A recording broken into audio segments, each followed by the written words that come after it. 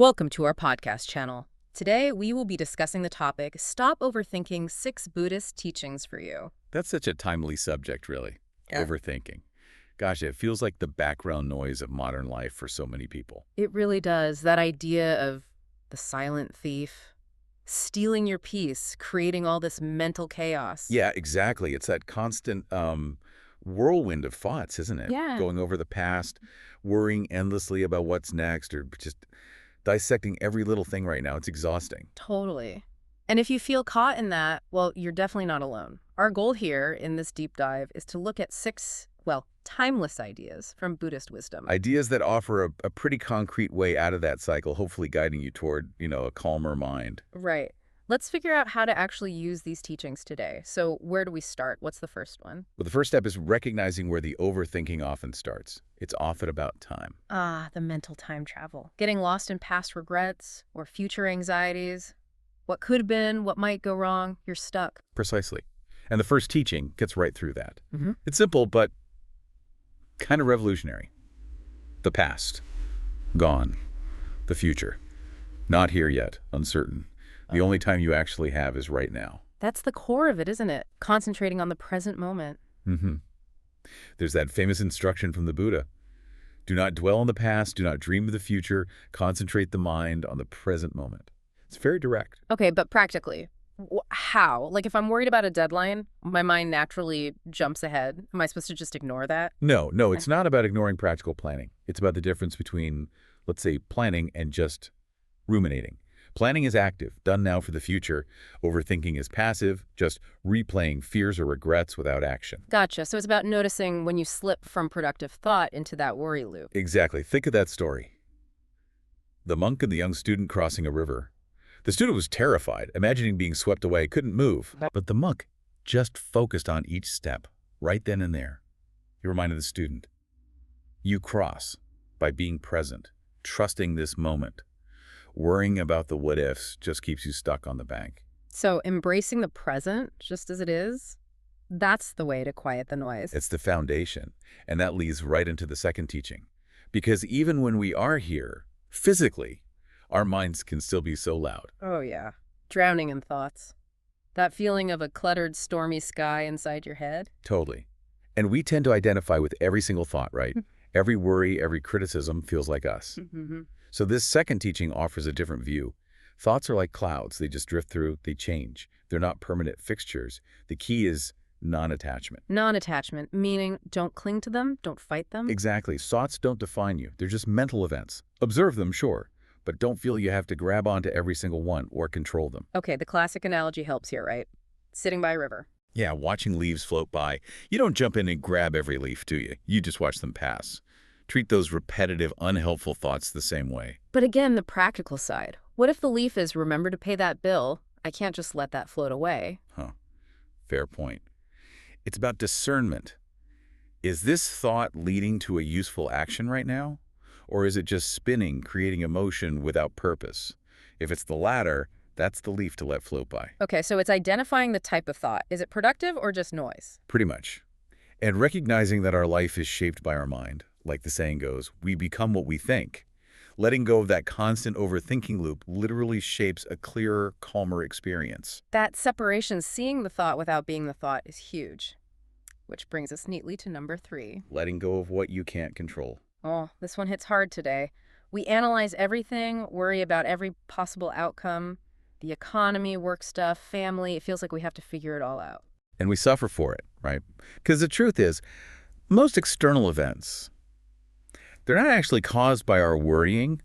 Our suffering often comes from our reaction to them, our resistance. Especially when we obsess over things totally outside our control, we just invite pain. We do. Yeah. So the practice here is really about asking a simple, direct question when you feel that anxiety rising.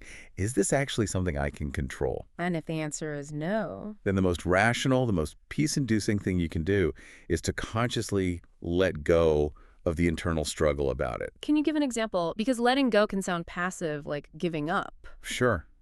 Think about getting really worked up about something you read online, maybe political news or social media drama. You can spend hours mentally arguing, worrying. Yeah, easily done. Right. Can you actually control what thousands of other people think or say? No.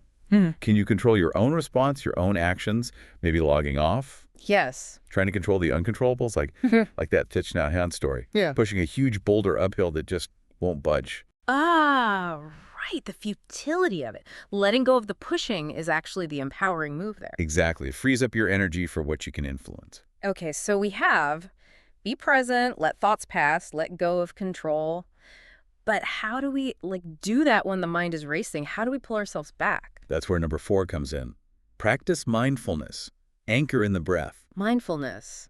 It's more than just a buzzword then. It's the actual tool. It's the practical technique, paying full attention right here, right now, without judgment. And the simplest, most reliable anchor to bring you back to the present is your breath. Just breathing in and out. Yep. When you feel overwhelmed, just stop. Focus on the physical sensation of breathing in and breathing out. Slowly, it connects you instantly back to the present moment. It's so physical, so tangible. It takes you out of the abstract mess in your head. It really does. There's that deep link. When the mind is calm, the breath is calm. You can use your breath to calm your mind. It's training. Like building a muscle. The more you practice returning to the breath, the easier it gets to step out of the overthinking spiral. Precisely. And that focus, that ability to filter out the noise, connects really well to the 5th teaching. Which is? Simplicity is freedom. Okay. We definitely live in a world that pushes complexity, doesn't it? More stuff, more tasks, more information, more to worry about. Absolutely. And managing all that complexity takes enormous mental energy. Simplicity, on the other hand, simplifying your life, your schedule, even your physical space. It removes so many potential triggers for worry. It reduces the mental clutter. It's like that Zen idea, Shibumi, the beauty and simplicity. Exactly. It's about finding elegance in the essential. A Zen master might say, the simpler the life, the more profound the meaning. Overthinking often happens when we're juggling too many what-ifs. Simplicity helps you focus on the what-is. What about ambition? If you simplify too much, do you lose your drive? I think it's about simplifying how you pursue your goals. Focus your energy. Don't scatter it. Simplify your process so you spend less time worrying about doing things and more time actually doing them effectively. It relates to that idea about happiness. There is no path to happiness. Happiness is the path. Right. Happiness isn't some complicated goal you achieve after you figure everything out. It's found in the way you walk the path, simply, presently. That's a big shift. Stop overthinking the destination and just be on the journey. Okay, that brings us to the final teaching, number 6. And this one offers, I think, maybe the deepest comfort. Trust in impermanence. Impermanence, meaning nothing lasts forever. Exactly. A lot of overthinking comes from fear, right? Fear that this bad situation, this anxiety, this struggle, it's permanent, that you're stuck like this. Yeah, that feeling can be overwhelming. But the core teaching here is a reminder. Everything changes. Everything is in flux. Your struggles, your fears, even your joys. They arise, they stay for a while, and then they pass. Nothing is fixed. So knowing that things will change can stop you from fighting the present so hard. It can offer huge relief. If you know this difficult feeling or situation isn't forever, maybe you don't need to expend so much energy desperately trying to control it or worrying about its infinite continuation. It helps you weather the storms. It makes worrying about the future seem a bit pointless, if change is the only constant anyway. It really does. The teaching isn't about being passive, though. It's all conditioned things are impermanent. Strive on with diligence. Act, do what you need to do, but do it with the wisdom that the conditions will shift. Understanding this helps you let go. It prevents that feeling of being trapped by the current moment. Okay, so those are the 6 keys we've explored. Be present, let thoughts be clouds. Release control. Anchor in your breath. Simplify. And trust impermanence. It feels like a journey from trying to wrestle reality into submission to, learning to dance with it more skillfully. That's a great way to put it. And the big takeaway for you listening is that your mind, it's a powerful tool. It can be trained toward calm and focus. Knowing these ideas is the first step, but the practice, that's where the peace comes from. Putting it into action, moment by moment. Right. Which leads to a final thought to maybe chew on.